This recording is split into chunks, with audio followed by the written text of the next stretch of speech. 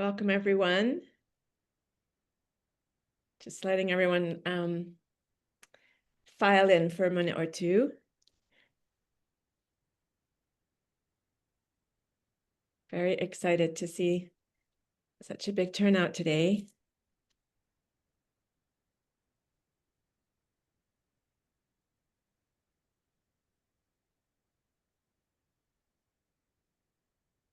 I'm just going to give it another minute or so, watching that counter. Hope everyone is well.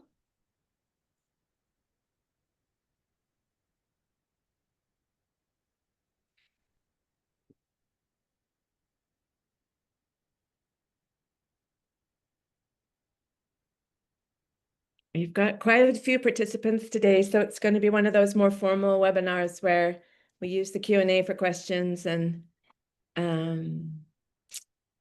yeah, there won't be a chance to see and hear from all of the audience this time. But we're really, really happy to see so many of you come and excited to get into this content.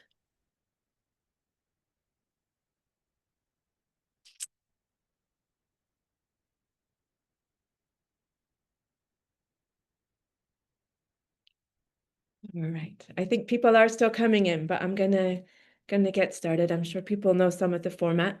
My name is Sophia Murphy. I'm the Executive Director at the Institute for Agriculture and Trade Policy, speaking to you today from Minneapolis, where our organization is based. And we're so excited to welcome everyone. We have an expert panel and an hour and a half of your time. I hope that you all can stay. And we're planning to look through maybe an hour or so of questions among the panel, and then opening it up to quick Q&A from the audience.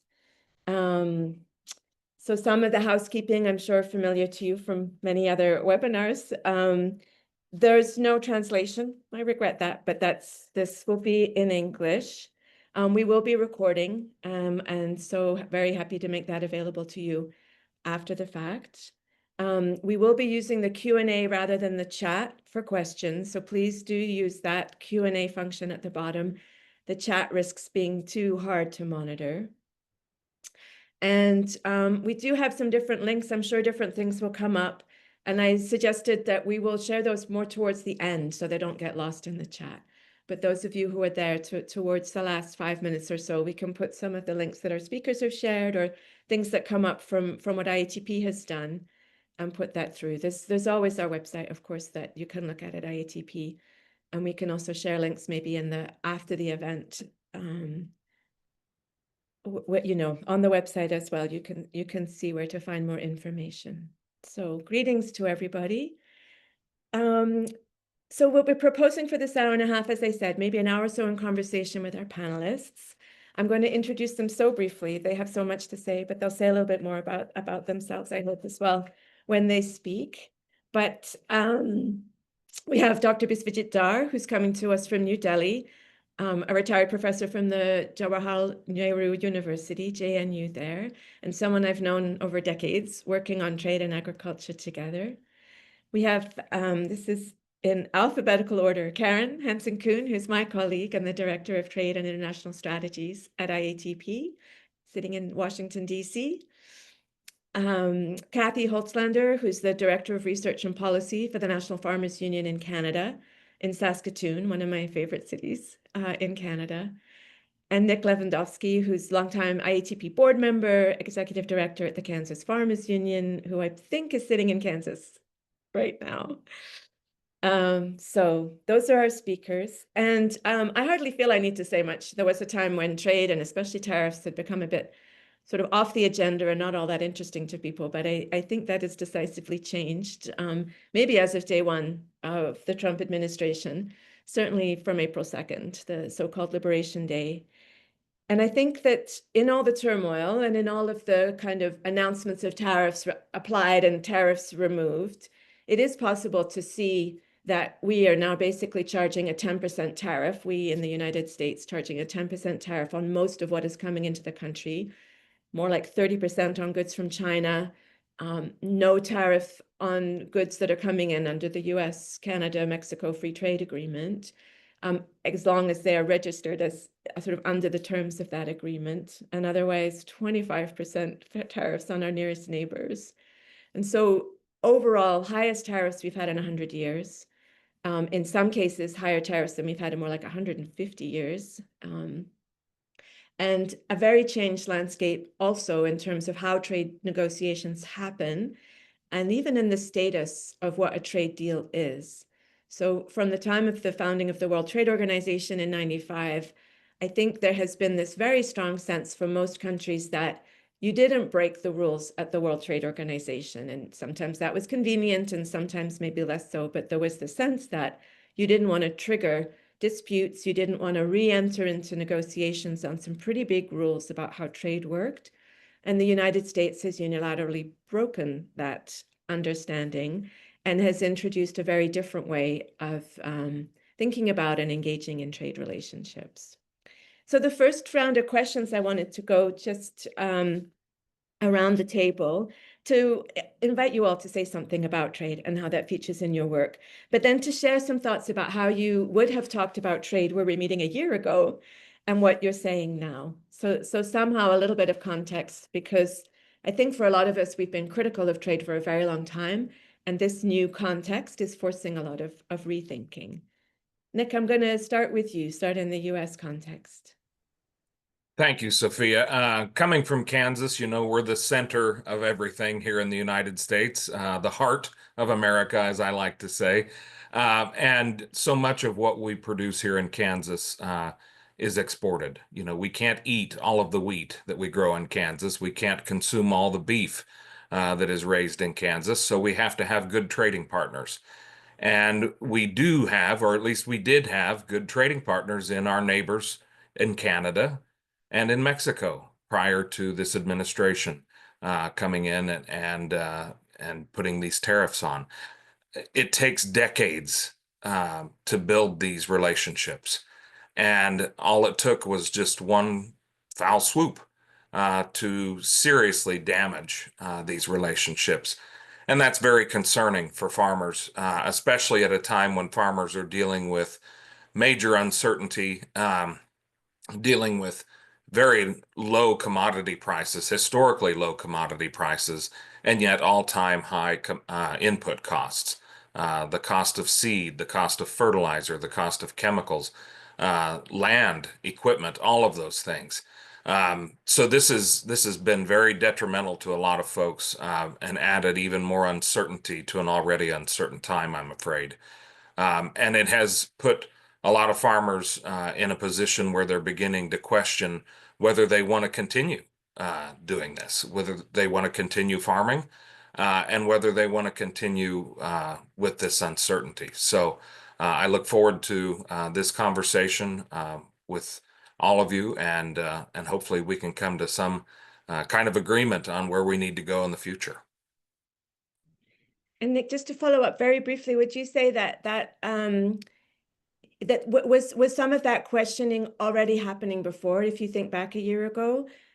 It was, yeah, because the Biden administration really hadn't taken away too many of the tariffs that were already put in place in the Trump administration. We were starting to do some of that rebuilding. Honestly, there was a lot of work being done to rebuild some of those relationships, but we were still in a pretty precarious position.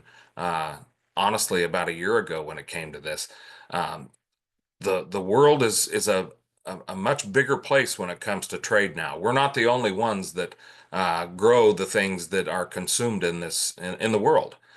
So there are other options available, and we need to realize that. We need to understand that. Thank you. Cathy, let me turn to you and the Canadian situation. Sure, thanks. So just a little bit more about myself. I'm the Director of Research and Policy at the National Farmers Union in Canada, and I've been with the organization in this role for about 15 years. And we advocate for the economic dignity of farmers and farm workers, and we use food sovereignty and agroecology as key lenses for our policy work. And our organization's roots go back over 100 years.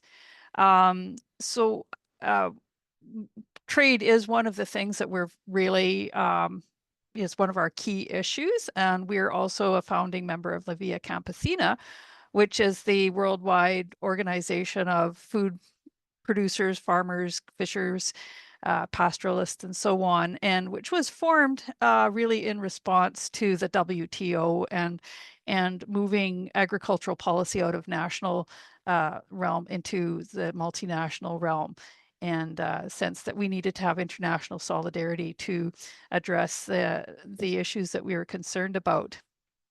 So obviously the NFU has been concerned about trade agreements for decades. Even before the WTO, we were critiquing the GATT and structural adjustment programs, and you know, how that affected farmer livelihood, farmer dignity, human rights, and that sort of thing. We have been active opposing the first FTA, the free trade agreement between Canada and the United States, NAFTA, CETA, the trade agreement between Canada and the European Union, the TPP, Trans-Pacific Partnership, and the USMCA. And we see these all as less about trade and more about mechanisms that limit government's power to regulate economies in the public interest, and which cumulatively enhance and entrench corporate power over our economies.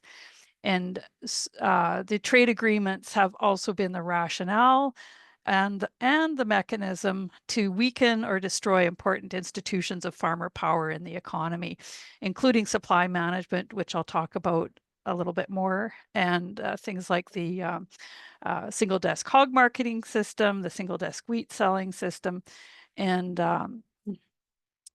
so we really see these trade agreements as an attack on you know, the people's economy and farmer livelihoods particularly, and even before the you know, the disruption of these Trump tariffs, and you know, I think particularly in Canada, we've been really offended by the talk of making Canada the 51st state. That's been very galvanizing. And you know, we do not see being the 51st state as at all in the realm of a possibility or any kind of good thing.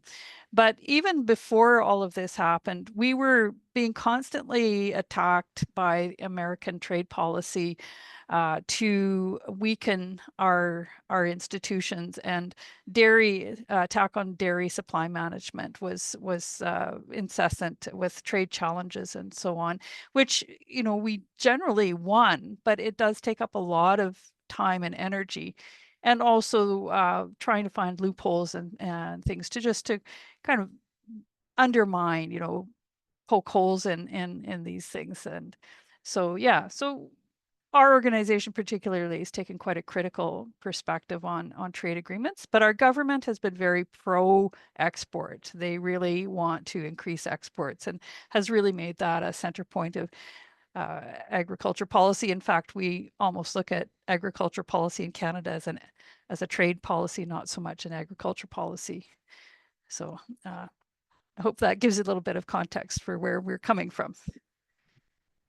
It does, and I'll yeah, come back maybe when we come to the second round on just, you know, whether there's a bigger critique possible as a result of so many things being thrown out for question. But let me next turn to you, Karen, to do that sort of where before and where now, you know, what has changed. So I'm Director of Trade and International Strategies here. And for a long time, most of my work has focused on regional and bilateral agreements that the US has with other countries, less so on global issues, but that means a lot of it has been very, in some ways, concrete about how these agreements express themselves. I will say, when they said, you know, a year ago, seems like a really long time ago now. Things were so different. A year ago now, we were very involved with allies in Mexico, Canada, and the United States in countering a US challenge to Mexico's rules on GM corn and their aspiration to become self-sufficient in corn. In fact, I think right around this time, we had some webinars, one on the science of GMO, one on human rights, one on the economic aspects. And so we did all of this with our allies because it was a time when it seemed right to be testing the rules. The Biden administration claimed to be open to new approaches, and it was unclear how far they would go. So we needed to push that as far as we could.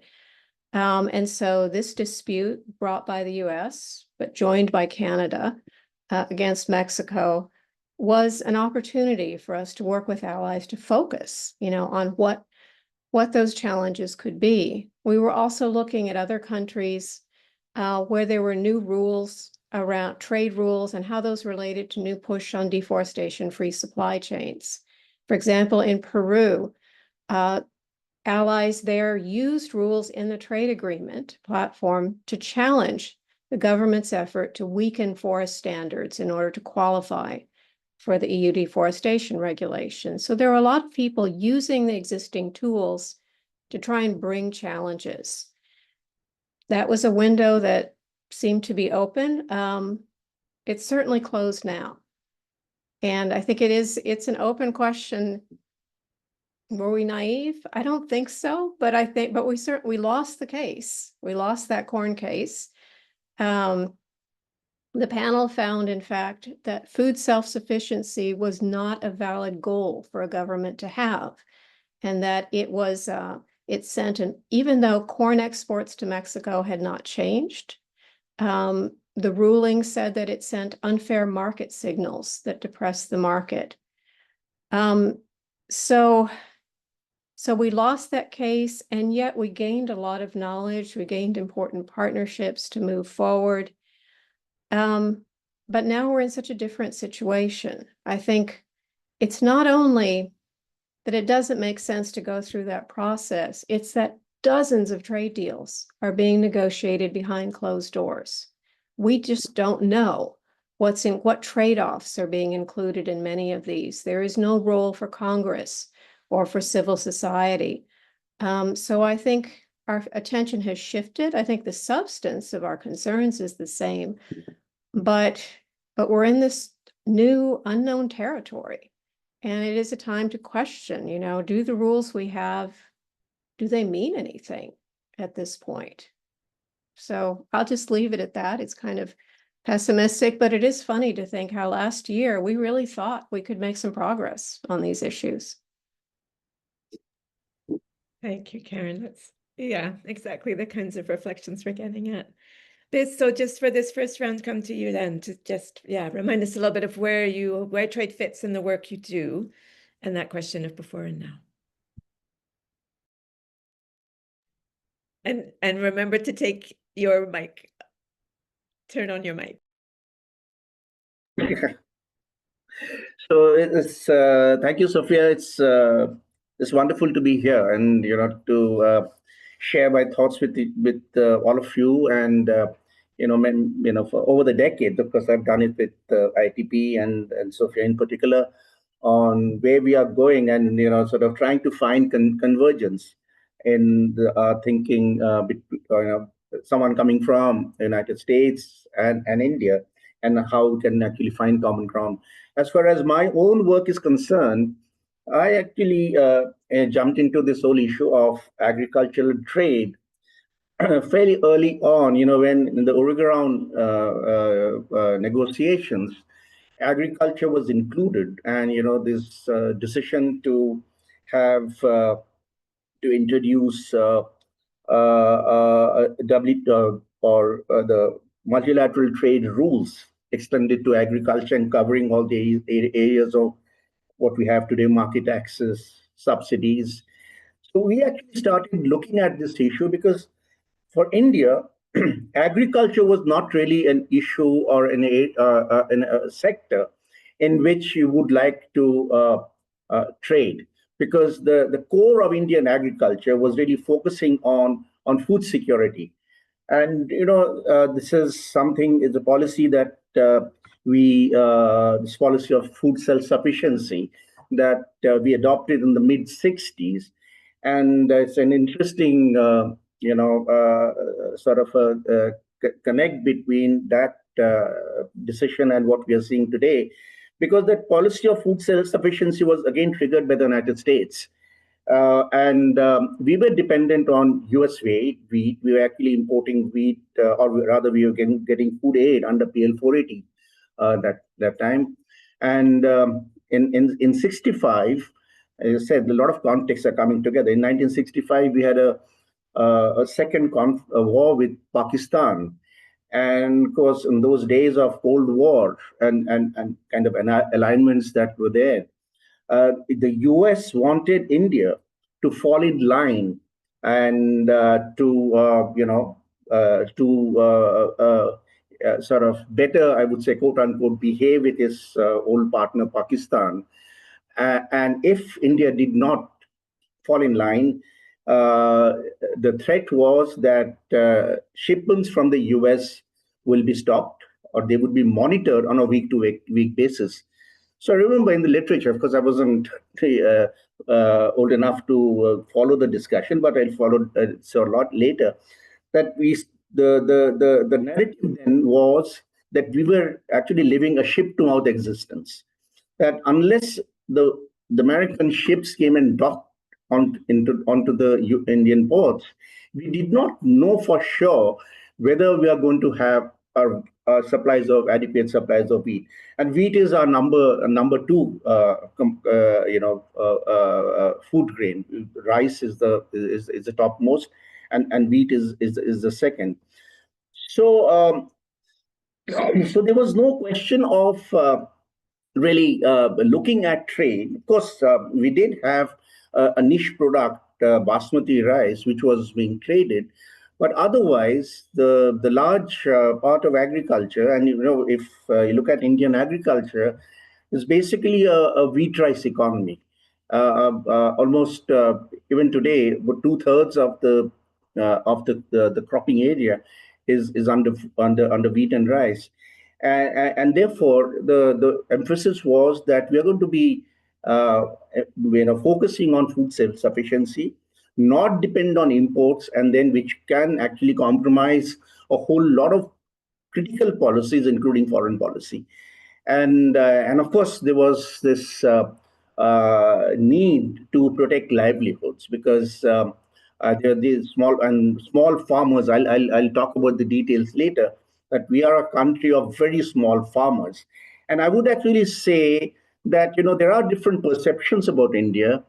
I would emphasize that India is basically an agricultural economy because of the large dependence of the workforce on the rural sector, which is basically agricultural.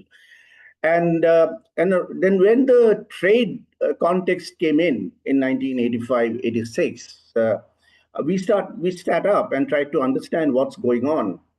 And of course, there was no understanding at all, and a lot of our senior officials knew nothing, because GATT was such a strange animal for most of the Indians, because we had actually a whole lot of exceptions under the GATT, and the special and differential treatment, and we didn't actually have to lower our tariffs. So suddenly we were thrown into a world where not only were we asked to lower tariffs on a whole range of industrial products, but agriculture. So that became a critical issue. And then, of course, there was this whole bouquet of things on the table, intellectual property. And again, India has a very serious concern about access to medicines, and we have our own pharmaceutical industry producing generic industry. So at the end of the day, there was a kind of a trade-off. And the trade-off was that we would concede in the areas of intellectual property and a few others, investment agreement, the TRIMS, and some of these agreements, and we would be able to more or less, quote unquote, protect our agriculture, remain where we are. Of course, when we saw the final agreement, and after the Blair House Accord, when the whole thing came, the agreement came in front of us. Of course, there was no time because between 1992 and 93, we didn't have the time to actually look at what was going on in agriculture. And suddenly it was upon us that, look, we have been sold down. This sort of we had actually a very bad deal, and since then we actually been, my work, and I was also part of the negotiating team for India for some years. I was also asked to set up a Center for WTO Studies by the government of India, which I did and was there for 6.5 years, and was also in a think tank of the government of India before I joined the university. And most of my work there, I was looking at agriculture, of course, other issues, but there was a lot of focus on agriculture and trying to figure out, because by then, all these issues of great significance or problematic areas like public stock holding and all these issues had started surfacing. And of course, the subsidy thresholds were being breached because we can't go more than 10% of the agricultural of the total value of agricultural production. So between if you're asking me what has changed between last year and this year, I can't actually say that. I can't answer that question, because for me it's a continuum. It's been a continuous sort of effort to protect our agriculture and to see that agriculture, we don't get into a serious, economic, social, even political problem. Because if agriculture is disturbed, if this thing that farmers lose their jobs, we haven't been able to move people away from agriculture, unlike China did. So there's still this large dependence on the rural sector, and so we have been in that situation. Now, I'll just finally finish this thing by saying that again, in terms of the narrative, from where I come from, I don't see much of a difference, and what I see is that there's a scaling up of the inequity that Trump is bringing in. The US was, for most of this period, didn't really believe in multilateralism. It actually followed unilateral policies quite significantly. And I'll just give one example, which is that, our policies were constantly sort of reviewed, and, since all this process of naming and shaming, and there's this USTR's report on national trade estimates. And this is the 48th year the NTE report has come out. And of course, this is, it identifies all the different policies followed by the trade partners, US's trade partners, which are supposed to affect US's trade interests. So I think, so for me, it's really a continuum, and I'll discuss in the next section how it's the present is affecting us and worrying us is much more than what we were actually experiencing earlier. Thank you very much. It's really helpful, Bis, and I think really important for what we're wanting to talk about today as well, because one is how what has happened in the US depends a bit on where you sit. How you see it and how you understand it depends on where you sit. And US bullying is not a new thing. And unilateral action by the US government is not a new thing. One of the most new things perhaps was the way that it suddenly didn't seem to matter whether you were a long-term ally or not. It suddenly didn't seem to matter what the knock-on effects might be of even within the US. There's a huge economic shock associated with what Trump is doing on tariffs, the uncertainty of it as well as the scale of it, and it just is that seems so amazing living here. Like, why would you do that even to the economy where you are? But a lot of countries around the world have experienced US as a superpower using its power unilaterally, imposing very significant economic shocks through its power in the multilateral development banks or in other places. So that's, and I think another thread coming to a kind of thinking about the opportunities in the mayhem. I'm also reminded, and Cathy, you did this as well a bit, that countries have different visions for what their agriculture should be, and different political and cultural and social reasons to sort of invest in different kinds of agriculture, and to be thinking about whether you're, more of a commodity producer or a food producer and all of those different things. And because I think the way you described it, where agriculture just wasn't really meant to be on the table for trade. India's always been very active in services agreement and other areas of trade negotiating because they see themselves as having a lot to gain from gaining access to other markets, and not so on agriculture. So turning to looking ahead a bit and taking another moment to mention a project that I'm involved in with Bisexually, with Calvin, who's a colleague working with Karen and me, and about 15 or so people. We're looking at what we would want from trade rules if we had a chance to rewrite them. So what would something, not necessarily at the WTO, but at that level of multilateral agreement, because we do feel that rules matter. And I think that's also some of what we've heard in this last half hour. There's the disruption and the shock. Nick started by talking about how farmers feel just abandoned. They make a series of investments. They see their business in a certain way. And the tariff policy has the ability to throw that up. And so the rules matter, and the way those rules are decided matters. So Bis mentioned the history where all the other negotiators at what became the World Trade Organization are sort of blindsided by the US, EU deciding among themselves what they wanted the agreement to look like, and then presenting that as a fait accompli to all the other countries at the time, about 50 or so countries who were negotiating. So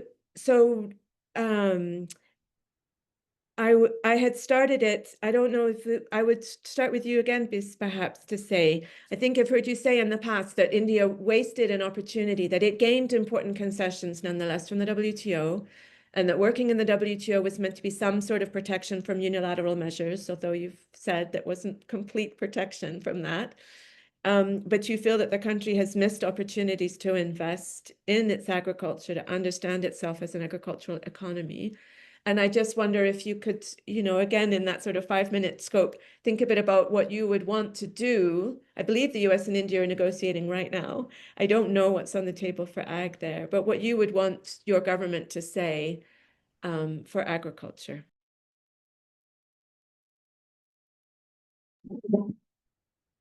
Sorry, I have a bad throat. Thank you, Sophia. And I'll just carry on from where I left. And I think, like I said that, this in the overall balance of the WTO agreements and the single undertaking thing, we had to do some trade-offs. But I must also say that within agriculture, there was a space given to us in the form of our transition period of 10 years, and to get to get our act together. Now, let me also mention here that, look, I said that India is an agricultural policy, but what is absolutely shocking for me, and when I look at US and the EU among the major economies, I find it absolutely inexplicable that India never had a farm policy in all these almost 80 years. It has been, the post-independence period. Now, we never had a farm policy. We had policies in everything. We, in fact, started with an industrial policy of all things, and then, of course, everything followed. Now, as a student of economics, we were told that policy making must be people-centered. So when at the beginning of our journey, post-independence journey, we had almost 80% of the people in the rural areas. The logical thing to do would have been to start with an agricultural policy. Look at what agriculture needs in terms of improving the lot of the farmers, because that's what you need. Because if you want to develop and you increase incomes, then you should start from where the poverty and the misery is the most, and that is where agriculture was. Of course, as I said, that we were import-dependent country. We were importing wheat. We were producing rice. We were importing wheat. And the shock that the US gave us in the mid-60s pushed us into adopting the Green Revolution and do some get our wheat production in place, and we increased our production and productivity. But I would say that if you look at the next, I would say almost 60 years, you don't see much much happening in terms of pulling agriculture by its bootstraps. Now, I'll give you a few examples, and that's where I know Sophia's question that missing the opportunity, because we should have actually invested, because the writing was on the wall that we had to follow all the WTO rules, and they were, like I said, that when we started looking at the agreement on agriculture, we realized this was a tall ask, and therefore, from '95 onwards, we should have actually started looking at the possibilities of taking agriculture out of the misery. Today, like what Nick was saying, that farmers are not interested. The same thing is it's true of India. The whole lot of farmers, and there was a huge agitation. Many of you would know this during the COVID period, where the farmers from North India, they came and sat on the border of the capital city for over a year, demanding remunerative prices for their agricultural commodities. Yeah, and they said that, look, it's very difficult for us to survive, and agriculture is not a paying occupation at all. So that's the situation. Where have why have we come to this kind of a pass? The problem is that the India, like I said, it's a small smallholder agriculture, and consistently the farm size has been going down. And today, and there was a survey done a couple of years back, which showed that the average land holding was just 0.7 hectares in 21-22. So not even a hectare, and if you look at a WTO notification where we have this scope to provide a lot of support to these low income and resource poor farmers. That I don't want to get in the articles and all. Article 6.2, on the footnote of that table of Article 6.2, where this is mentioned, it shows that 99.43% of Indian farmers are actually low income or resource poor. So that's the kind of a misery we're looking at. Now, if you look at what the government has been doing, virtually nothing, because agriculture is the largest private sector, and these small farmers actually don't have the wherewithal to invest in anything, for improving their productivity. So one would have expected that the government, the public investment, will go into agriculture to improve the ability of the farmers to raise the prices, because India also has a whole lot of middlemen who are in between the small farmers, and the market. So the farmer just gets nothing, after the harvest. A lot of their sales are actually distressed sales. Most of these traders are also money lenders, and this has been the age-old problem that India has. But despite all these infirmities, the total investment share of the total investment in India going into agriculture, and this was last year's data, is just 6.5%. So even less than 7% of total investment in agriculture is going into the sector. So you have about 50% or about 60% of the population in the rural areas, 6% of the investment in agriculture, and therefore, as I said, and this has been coming down consistently. So if we had taken advantage of the transition, I'm not just talking about 10 years, even 20 years following 2005, when the transition period ended, today we would have been negotiating on a different kind of a wicket with the US, because US clearly, Trump clearly wants India's agricultural market, because time and again, in several of his documents, even the Commerce Secretary is on record having told the Prime Minister, why won't India buy even a bushel of corn from the US? So clearly that is the target, and I would see what will happen. So we would have been possibly in a slightly better or possibly even better situation today, because we are negotiating with our backs to the wall.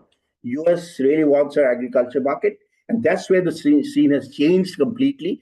Because in all our FTAs, past FTAs, India did not offer agriculture liberalization. That was off the table.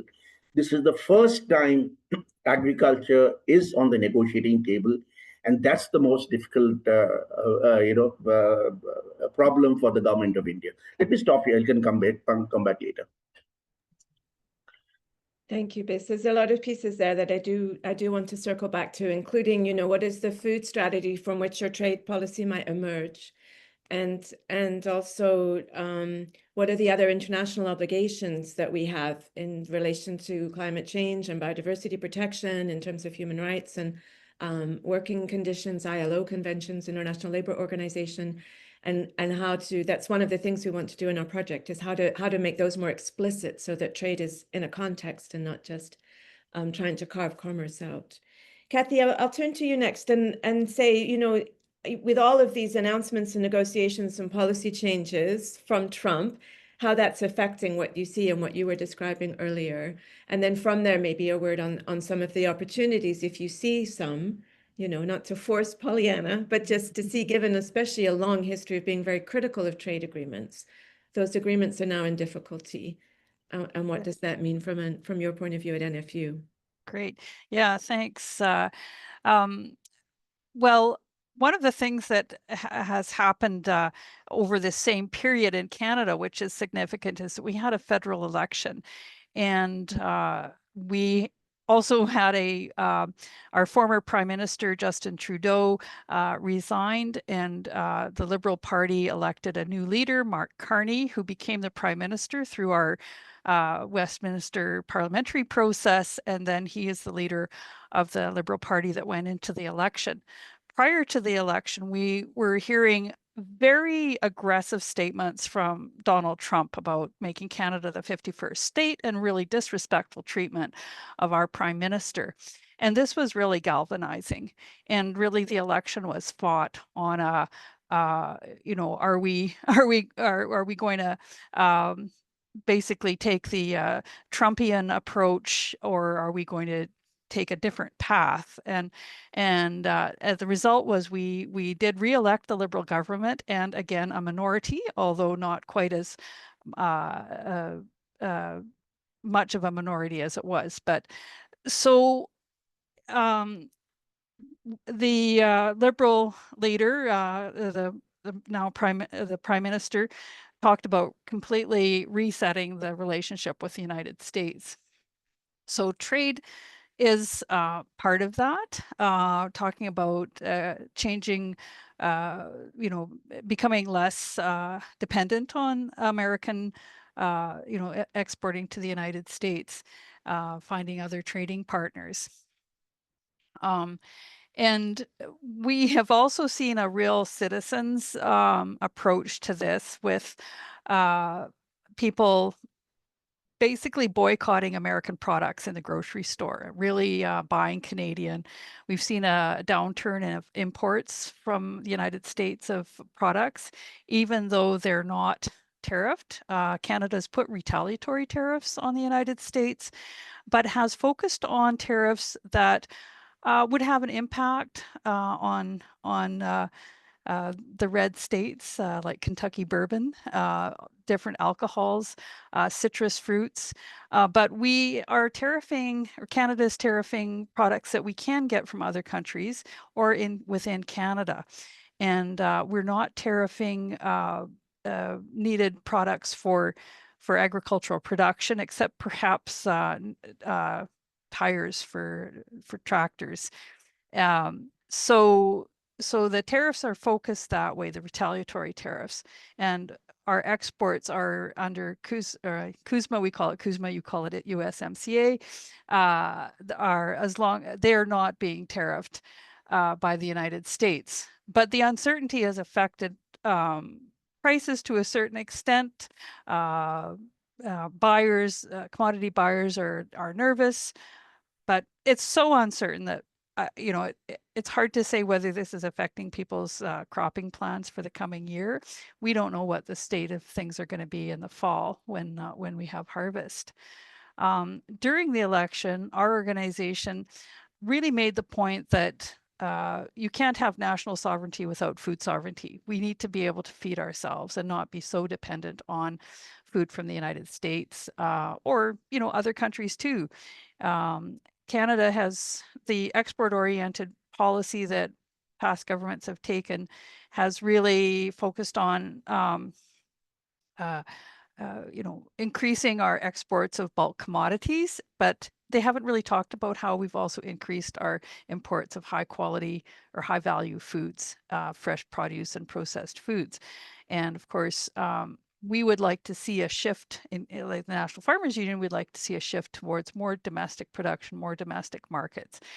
And so we had a 6-point piece that we shared with the government and people, our constituencies, and urged people to talk about these 6 points, which were defend supply management, diversify export markets, promote and build regional and local markets, protect agricultural workers. That is a really key point. Manufacture farm equipment domestically instead of being so dependent on imports, and prevent corporate profiteering, because we have seen that in also with other disruptions like the Ukraine war and COVID. But I'd like to talk a bit more about supply management. This is a real key policy area for Canada. And for those of you that aren't familiar with it, we have a system for dairy, broiler chickens, eggs, and turkeys, where we regulate production. We have production targets nationally, which are distributed among all the provinces, which are then distributed out to farmers. So, and we call that quota. So a farmer that has quota is entitled to produce a certain amount and is required to produce a certain amount, so that we have enough of all of the products, of these products within our economy. And then we also have a farm gate price mechanism that makes sure that the farmers who are producing these products have the cost of production. So that, and this is calculated through a formula based on real data from the farms to have the price that farmers are paid at when they sell to the processor to cover the cost of production of a efficient operation. So the formula gets rid of the super low cost producers and the super high cost producers at both ends, and decides on the price that way. And we limit imports. And this is to make sure that our production targets are actually going to meet demand and not provide an oversupply. And so if we were having imports, then that balance would be thrown off, and everything would be out of whack. So we call it a stool with 3 legs. We need all 3 of them. And how this is, when before the WTO was brought in, Canada actually banned imports of our supply managed commodities. But then the WTO says, no, you can't just do it banned. You have to create a TRQ. So that's a certain amount that you do let in, but then everything above that you can tariff with a high rate. And those of you in the States may have heard Donald Trump saying Canada has like a 300% tariff on dairy. Well, that's true if you're above the amount that we allow under the TRQ, then there's this high tariff. It's to prevent basically dumping of product within our economy. But this has been eroded to a certain extent through the trade agreements of CETA first. CETA gave up the equivalent of the whole province of Nova Scotia's production to allow for importation of cheese from the EU. And so this has reduced the total market share within Canada. And then with the USMCA, the negotiators gave away more market share, and it's being implemented incrementally. So what this is doing is reducing the market share that Canadian farmers have and giving that to imported products. And what that does is it weakens the price, it weakens the whole system. But and there is a strong PR push by certain promoters of, basically it's ideological free trade, but also probably interested parties that want cheaper imports of dairy products in particular. So this was an issue in the election, and the new Mark Carney, the new Liberal government has said it's absolutely off the table for any future negotiations. So this is good news, although we expect there will be continued pressure. And actually, when Donald Trump was president the first time around, we sent a letter to him, a little bit tongue-in-cheek. We sent it by Twitter because he's tweeting everything, and we said, we know how you can make American dairy great again. Instead of trying to export your product to us, we want you to import our system. And then dairy farmers will have a steady income. Americans will have milk that is healthy, high standards, good quality. We'll have enough. There won't be shortages, and you won't have to pay subsidies from the taxpayer, because our system, the whole cost of our dairy, our supply managed products, is covered by the market. We don't have subsidies from the public purse on that. So we do hope that we will be able to keep, we will not lose any more market share, and actually we would like to see our supply management system expanded and build other, democratically run, multifunctionally beneficial institutions developed, and I guess going back to when the Via Campesina was founded and the WTO came in, the demand was keep agriculture out of the WTO. And I think that goes with what Biz was saying earlier, that, agriculture and food are different. They're not widgets. They're what people need to live and what people need to make their livelihood from. And so we carry on. Calling for what let me we come in, want. Cathy. Thank you for that. And it's a lot of affirmation for supply management. Although I do want to come back to the idea of where and how we need rules, because I do think that still, and I know Via Campesina also is having a big discussion right now about what to say about trade, given that we reject the model of trade that has been put in place. Nick, I'm sure you have things to say also, but I'm going to actually go to Karen next, as I had it ordered, but you're not forgotten there, because I know there's been discussion, at least in the dairy sector, on supply management, for example, but keeping us also on trade. And Karen, I had proposed to ask you a little bit about how, from your point of view, and with our relationship with Mexico, which goes back to before NAFTA, both at IATP, but also with you and your own work. And also at the moment, the push from the Mexican government to build out agroecology and to, at least in some way, enact what Cathy was referring to about food sovereignty, as about reinvesting in domestic agricultural production as food for Mexico. And I just wanted to, some reflections you might have on how that might change in light of this rupture in the relationship, if we know or not. and then opportunities as you see them, just personally, not from this change to the trade. Well, I mean, clearly I can't speak for Mexicans, but I want to pick up on Cathy's point about agriculture being different. I think if we think about corn in that trade dispute last year, it's really evident. When we talk about corn in the United States, we're thinking about something we eat, something that's an animal feed, something used for ethanol, processed foods. But in Mexico, it has a whole different profile. It is the birthplace of corn. It is central to cultural identity for many people. It is an element of biodiversity.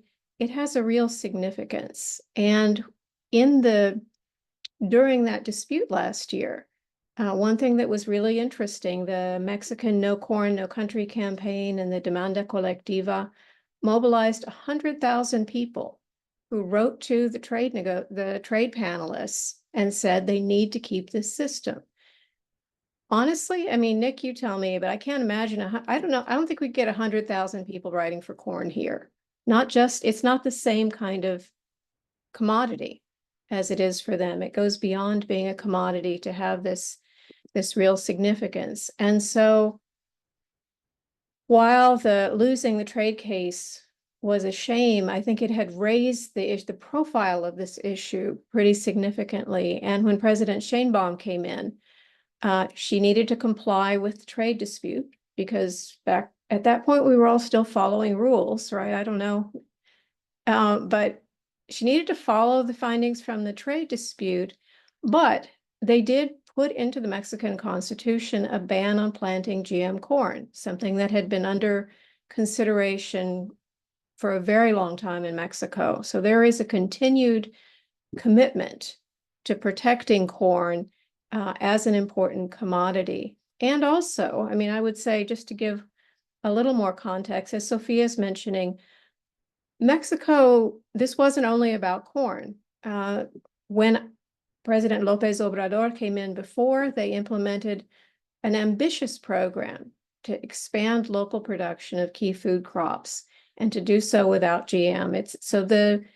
Just as with Canada's dairy supply management, the tariffs themselves wouldn't have worked.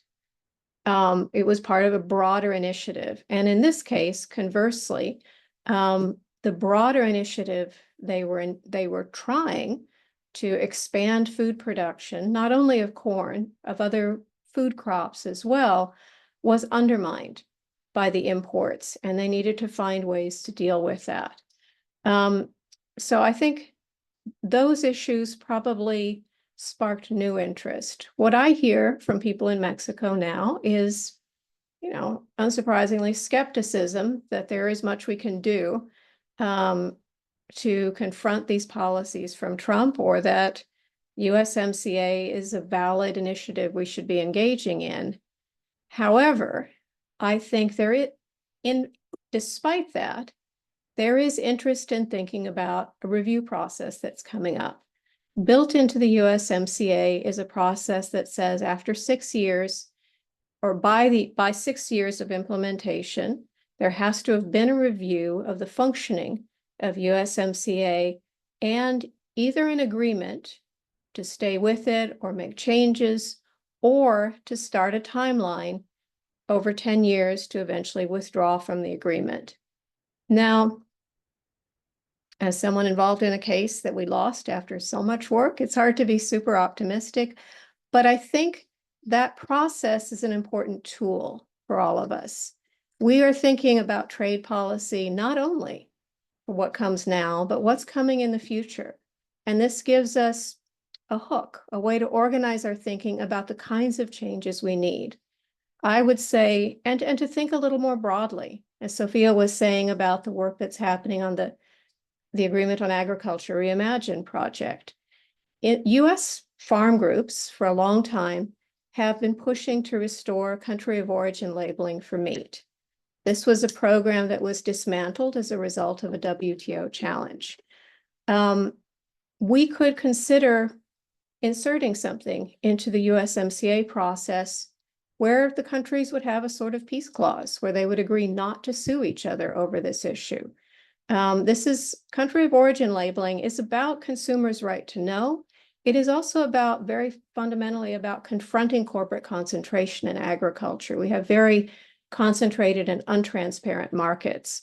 So it's a useful tool, one among many that Nick could tell us about. But I would say, for example, if we're going to focus on cool, we also need to think more broadly about consumer right to know. Mexico has a new food law. They want to do more ambitious food labeling systems, GMO labeling, nutrition labeling. We need to build those in together, I think, to say, as an example, this is something that could make a difference in our food system, and it needs to be free from trade disputes. Certainly, we'd have to work through exactly what that means, but consumers should have the right to know where and how their food is produced. I would say there are other issues related to agriculture as well. Another one that has been important in Mexico, and that we're hearing in other countries as well, is requirements in US trade agreements that countries adhere to UPAW of 91, a very restrictive treaty that prohibits farmers from saving and sharing protected seeds. So when you have agroecological systems in many countries where farmers are innovating at the ground level for seed varieties that make sense in their microclimate, that can be undermined by these rules. And it is built into the trade agreements that countries must comply. I think that's another issue. It's one of these things. There are a lot of issues in these trade agreements. When you put it out in the open, people say, well, that doesn't make sense. Why would we do that? And I think there are several issues like that. Whether or not they go through in the USMCA review, it's an opportunity for us to be thinking in a more rigorous way about what we mean by that, what those proposals could be. I would love to see us figure out something about migrant workers as well. I don't know if that belongs in the trade agreement. I sort of suspect it doesn't, but I think it's an important issue that we need to be dealing with, and we need to be talking with our trading partners about it. So, like I said, I can't tell where this is going, but I think these issues aren't going away, and they go well beyond the tariffs. The tariffs are important, but these are rules that are about how we organize our food system. And certainly that is what we need to be moving forward on.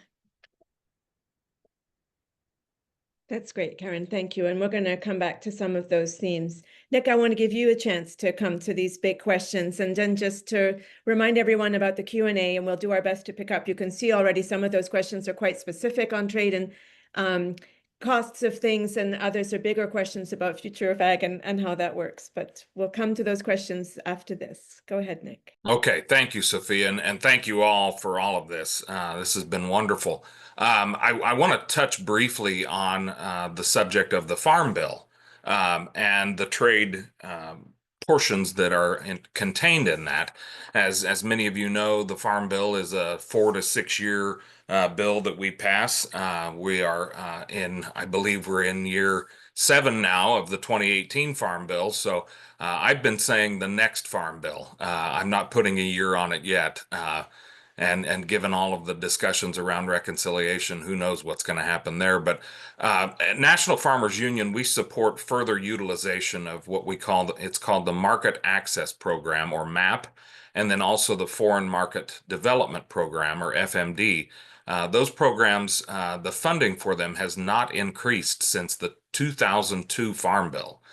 So 23 years have passed since we've seen an increase in those programs. And this is even at a time where competitors have increased their efforts. For example, the EU spending for the promotion of wine exceeded the total budget of MAP and FMD in 2017. So those are two areas where we could address some trade policy. And then when we talk about tariffs, for instance, with these reciprocal tariff announcements, we're urging a measured approach on tariff implementation, especially on actions affecting relationships with our longstanding trading partners. And then, Cathy, I'm glad that you brought up the CUSMA, I think is what you call it, but USMCA here. We are for that mandatory once every 6-year review, and that's coming up. That'll be next year, so just right around the corner. But we believe that a successful review process of USMCA must result in renegotiation of key terms, and those are that we want to make sure that we're strengthening rural communities and rural economies. And agribusiness interests continue to reap huge profits under the USMCA, and family farmers and working people in rural communities are suffering because of that. While the prices that consumers pay at the supermarket are higher than ever, the prices paid to farmers in all 3 countries, US, Canada, and Mexico, are often below cost of production. To strengthen those rural economies, the USMCA must be renegotiated to create fair, stable prices for independent family farmers and require mandatory market transparency so consumers know where their food is coming from and how it's produced. So I'm saying a lot of the same things that Karen just said, but these are the things that we are proudly standing in support of. This includes safeguarding government's rights to manage ag supplies at fair prices, that at least cover farmers' cost of production, and through tariff protections that allow for stable domestic supplies that meet demand by discouraging dumping. And I'll agree with Karen, a renegotiated USMCA must establish a mandatory country of origin labeling rules for beef, pork, dairy, egg, and seafood products. One other point that needs to be addressed when we renegotiate USMCA is we need to stop abuses by big tech or digital trade. The USMCA was the first major U.S. trade agreement to include extreme digital trade provisions that help big tech undermine online privacy, data security, AI accountability, and anti-monopoly policies. When trade deals enable our personal data to be shipped around the globe without regard to privacy and data security standards, data processing, storage, and other data-driven jobs inevitably get shipped abroad to low-wage nations. The USMCA also contains algorithm and source code secrecy guarantees that gut right to repair policies and prevent effective oversight of artificial intelligence, needlessly exposing workers to discriminatory, unsafe, and otherwise harmful uses of AI in the workplace. These and other big tech giveaways need to be eliminated. And our policy supports removing that digital trade provision that might undermine the right to repair from existing and proposed international trade agreements. Finally, we need to shut down special rights for foreign investors when we renegotiate USMCA. To further benefit working families and create a fairer economy, the USMCA must be renegotiated to strip provisions that constrain regulation of foreign investors and other provisions that undermine industrial and public interest policies. This includes completely eliminating investor-state dispute settlement, or ISDS, and removing so-called good regulatory practice provisions that help corporations delay, weaken, and derail public interest policies. Thank you for that, Nick. That was pretty comprehensive. And again, I suspect if that's in a fashion that can be shared, we should be making sure that that's one of the links that we put into the chat. So I want to come to the Q&A, and actually the first ones that is coming out, and maybe is a good balance, is Ranja's question about, okay, so there are opportunities, there's also lots of opportunities for more bullying. And I do want to say, just even from IATP's point of view, that it's not, the opportunity isn't because we have a government we can work with. The opportunity is more that there's a lot of chaos in the US that I think affects some of the changes that were already evident. You know, the majority of agricultural trade is within the South. And I would, you know, that is something for us to be thinking about in this moment where, as Nick said, a lot of countries have looked elsewhere and found supplies elsewhere. And the days when the US was the wheat market and more or less was the soy market, and that is gone. When I first started working here, which was a long time ago, call it 3 decades, US was something like 80% of the soy market internationally. It's now less than 40%, I believe. And it was certainly big enough in wheat to be setting prices, even though there were other big suppliers, including Canada. So I think that's another reason for our agreement on agriculture reimagined, is that a lot of the fact of where money is invested, which countries are the big agri-traders, who is demand. Like Asia has become such a huge, obviously just by population as well as by increasing wealth. It's a big consumer as well as producer of food, and its food policies and ag policies are very determinant. Similarly with the Southern Cone, of course, of the Americas. And so that is part of the landscape we have to think about. And it's not to underestimate the capacity for bullying and the importance of the US market still, for especially a lot of least developed countries, a lot of countries that were working under preferential trade agreements that have just been ripped up. And I don't know if anyone wants to say any bit more about that just in a moment, about the real risks that the WTO still sort of sits there as the basic framework for most countries.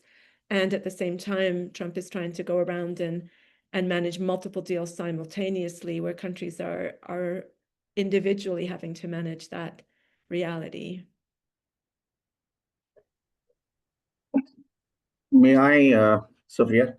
Yeah, I think the biggest problem, I think, of moving from a multilateral framework to what Trump is doing, the sense of doing all these trade deals behind the curtains, and the partners, one partner doesn't know what is going on, and this is something that also we're discussing here, that after the reciprocal tariffs were announced, of course, the general concern in India that it's going to be really hurting India, but at the same time, some people said, okay, this is not going to be too bad for India, because look at garments, for instance.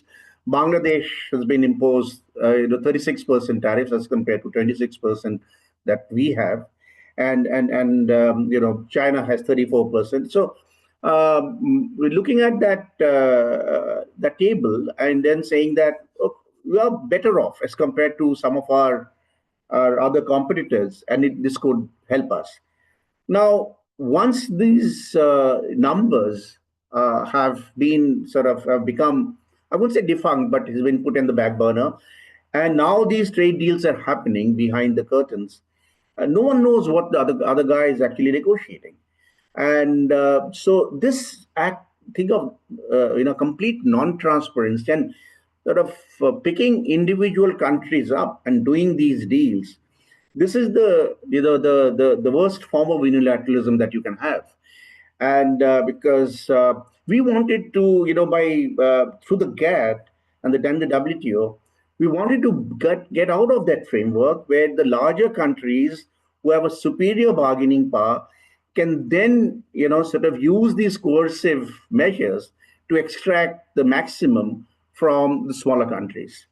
Now, we are back to that framework. We are back to a pre-1948 period where we don't have the multilateral framework to negotiate, so that's the biggest worry that I have. That I don't know tomorrow what, of course, is not going to be announced tomorrow, I'm sure about that. But what would be decided today, at the end of the day today, in our round of negotiations, the Indian negotiators would not know what Trump is negotiating with some other countries, and that puts us into a very, very difficult situation. And the fear of the unknown is going to be something that we'll have to, I don't know how you can't cope up with this kind of fear of unknown, and this is going to be dogging us. Thank you.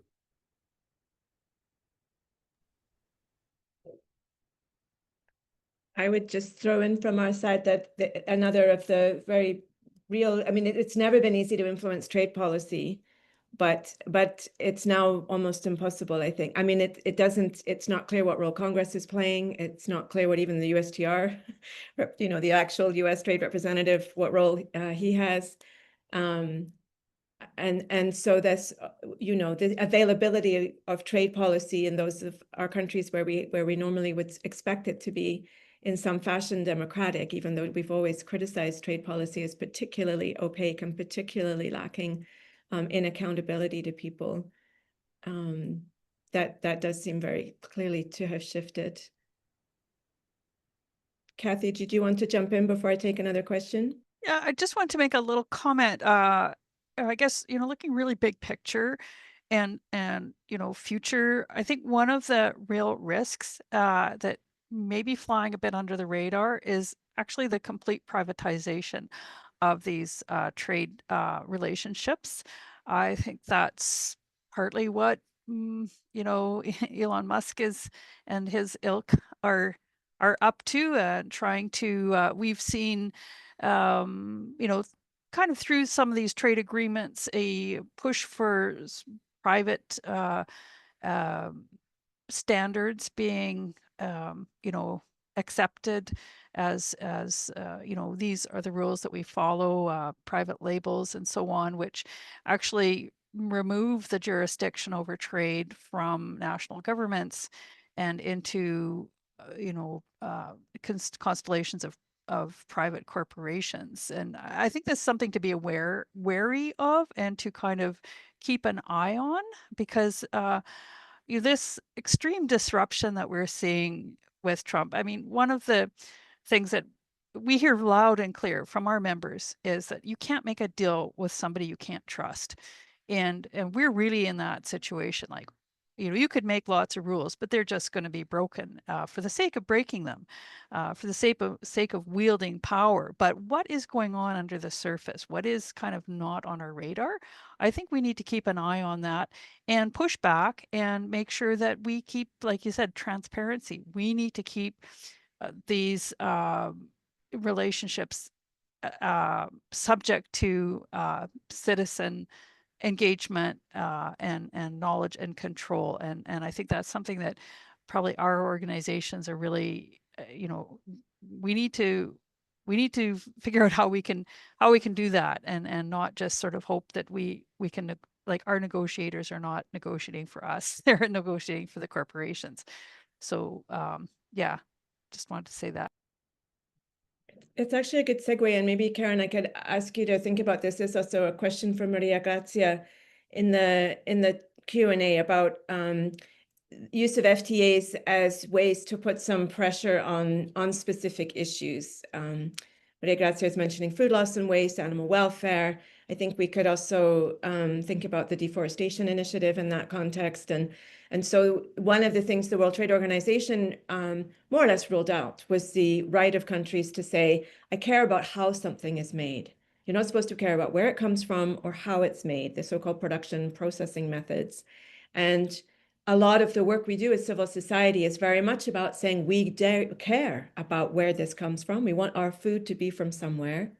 And we care how it's made. We care about the working conditions. We care about the environmental conditions. We care about what this does for other goals we have as societies. And trade agreements have become a forum for some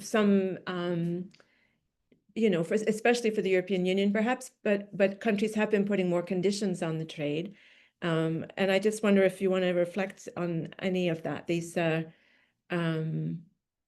use of trade in that context and the sort of possibilities. And that, I think, does go, the deforestation initiative goes into the corporate value chain. So it is attempting to make the companies that are running those value chains responsible for the deforestation. And so it is at least shining a light on what you're talking about, Cathy, where companies began to just set up standards among themselves globally that that sort of bypassed, within the context of liberalized trade and investment, those companies were agreeing among themselves what they would call, what the standards should be. Karen, yeah. It's a tricky issue, right? Because we can all see ways it could be abused. I would say the EU deforestation regulation, while it's got some issues is generally a good approach. It is targeting the companies that are importing and saying they are responsible for ensuring through their supply chain that the goods coming through are not the result of deforestation. It's accompanied by financial support to other countries to try and gather that information. And as you can imagine, it's a process that's difficult, that's encountering a lot of pushback, or cases such as I mentioned in Peru, where the government's trying to lower the standards a little bit to grease the skids. But I think one thing that's important there is that it is focused on the companies and requiring them to behave themselves. I think, we have a lot of criticisms of the USMCA, but one positive element I would say is the rapid response mechanism on labor rights. There have been discussions for decades about how you might deal with labor rights in the context of trade agreements, and it's very controversial. In this agreement, the innovation was, rather than when there are violations, rather than seeking to penalize a whole sector or a whole country, there are cases brought by civil society and by governments against specific factories. So a factory where they are prohibiting union organizing, there's a whole process involved with that specific factory and with broad involvement of local and other labor unions. I think there is an idea that we should do something similar on environment. It's trickier with environment because the issues play out somewhat differently. But I think in both of those cases, I don't know if this is the only solution, but I think one solution is to try and target government regulation as a formal process around these corporate actors and how they are behaving, rather than a blanket process. Both of them, it is a tricky issue, like how you do this in a way that's fair, and each of them have a whole lot of details that I can't get into here. But I think they're both openings for different ways we can look at these issues. And I think they're also, like in the case of the EUDR, it's not embedded in a trade agreement that includes a whole lot of other issues. It is looking at one problem and trying to figure it out, and then seeing what accompanying policies you might need. And so I think that's some of the issue as well, with so many trade agreements started out about tariffs, and now they cover virtually all aspects of economic activity. And so this would be, I don't know, becoming more specific about it. So I would say those are some starting points. It is a hard issue, though. I think for me, one of the things that it does do is raise awareness, at least the way that Fair Trade also did, about where these things come from, that I think we all feel, at least in the North, that there's not enough attention to that. I want to give everyone a last chance, really. There are a lot of great questions, and some of them are quite specific. Those of you panelists, if you've had a chance to look and see where some are, feel free to add some of that in. But I think it's time to give you all a few minutes to share some last thoughts, either arising from the Q&A. There's some question there in India for you, Bis, if you wanted to take it. And of course, to say this conversation is way too huge to encompass in an hour and a half. But some last thoughts, and yeah, there was one for you, Nick, on ISDS. I can just turn to you first, but don't you feel free to say last things on any subject there. Sure. And I did address that. Thank you, Sophia, that question. I want to thank everyone for being here today.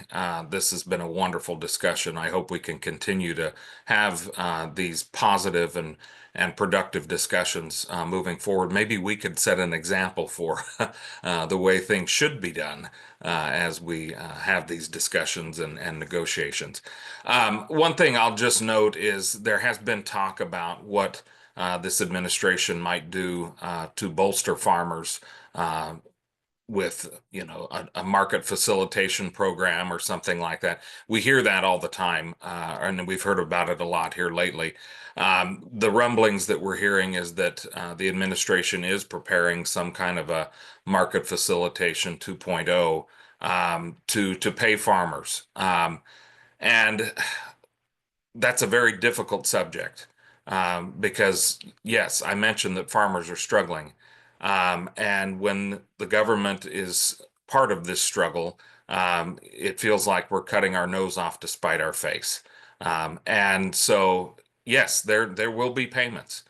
We're hearing that there will likely be a $14.5 billion payment that goes out sometime here over the summer. Farmers just recently received about a $10 billion economic aid package, which was passed and signed into law by President Biden. It was just, recently implemented, though, under this administration. So I'm guessing that's what's going to happen, is that they're going to go down this road again. But I want people to understand farmers want trade, not aid. They want fair markets that pay fair prices to cover their costs. So while this is likely what's coming, and there's not a whole lot we can do about that, we do encourage the administration to continue moving forward and building on these relationships, and in some cases rebuilding these trade relationships. So that's where I want to kind of leave things. But again, I want to thank everyone for their time today.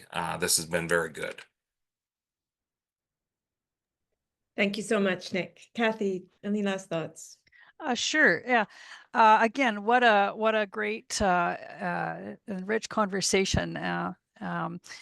So one of the things that I find is quite interesting is the role of institutions rather than, or as an alternative to regulation or labeling, to advance some of the goals that we want, like supply management is an institution I talked about.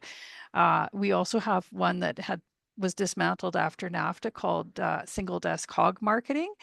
And I think these I can, if anybody's interested, I can tell more about it in another offline.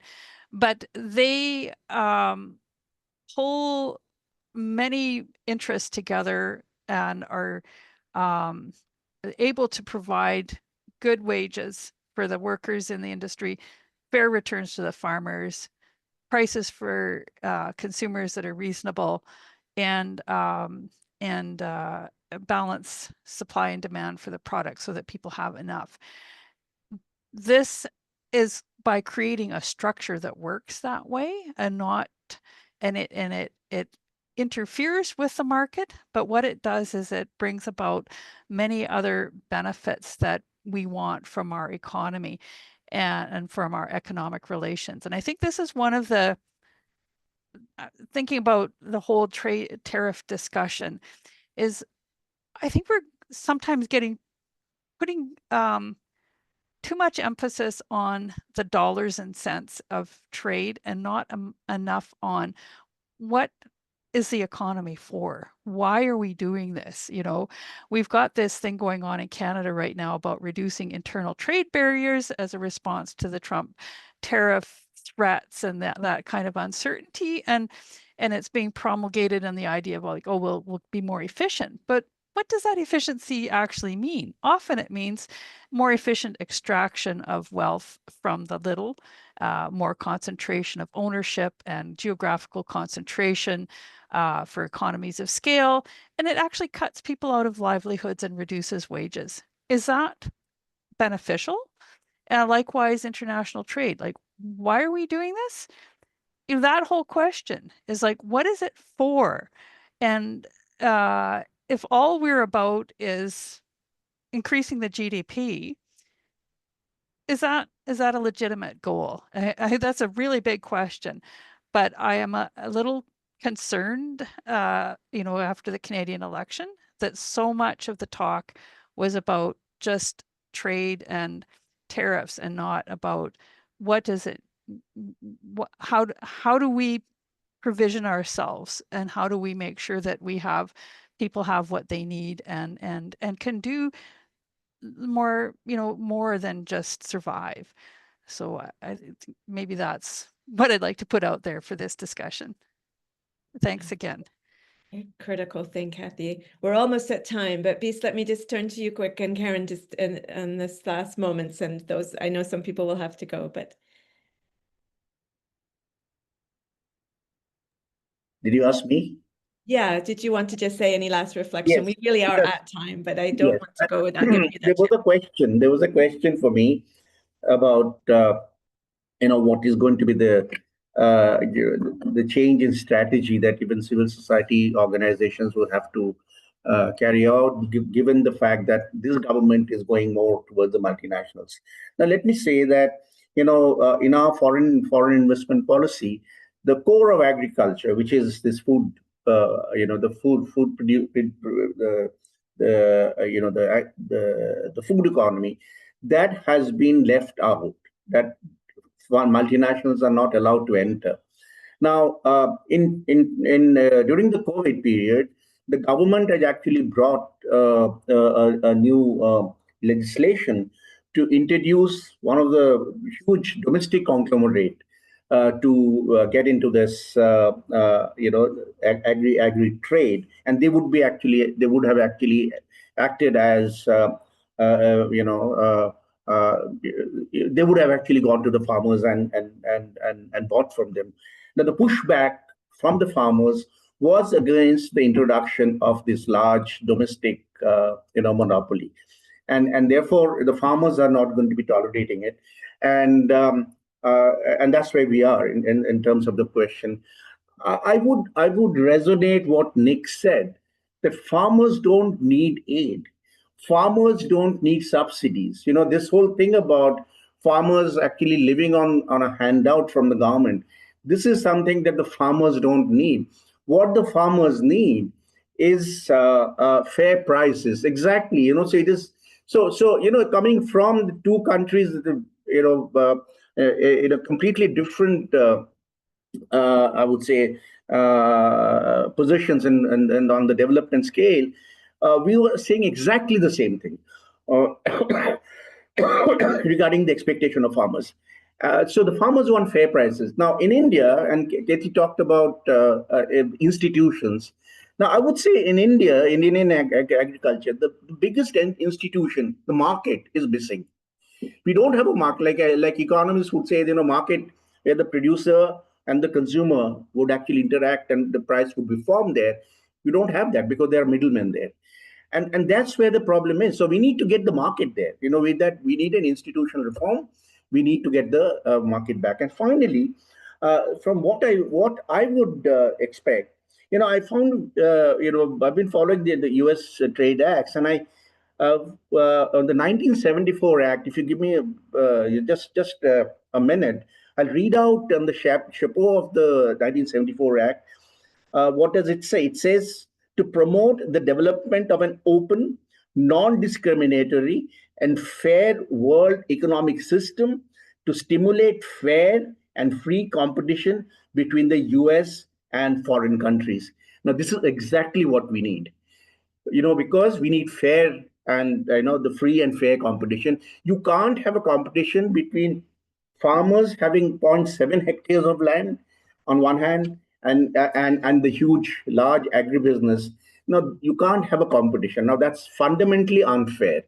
And therefore, I'll go back to, and if President Donald Trump can implement what his Trade Act said, we'll be, I think, more than happy. Thank you. I think I honestly don't have a lot to add, and I see we're over time. I would just say I've appreciated learning from all of you and that we had so many people listening, and I hope we can continue this conversation.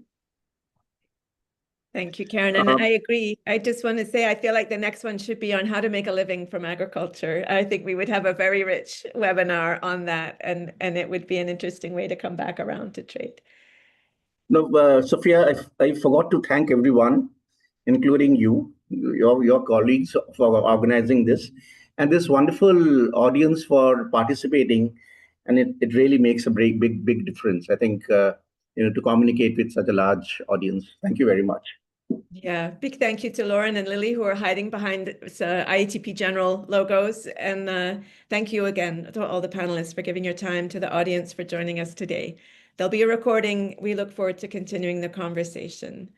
Go well. Thank you. Bye.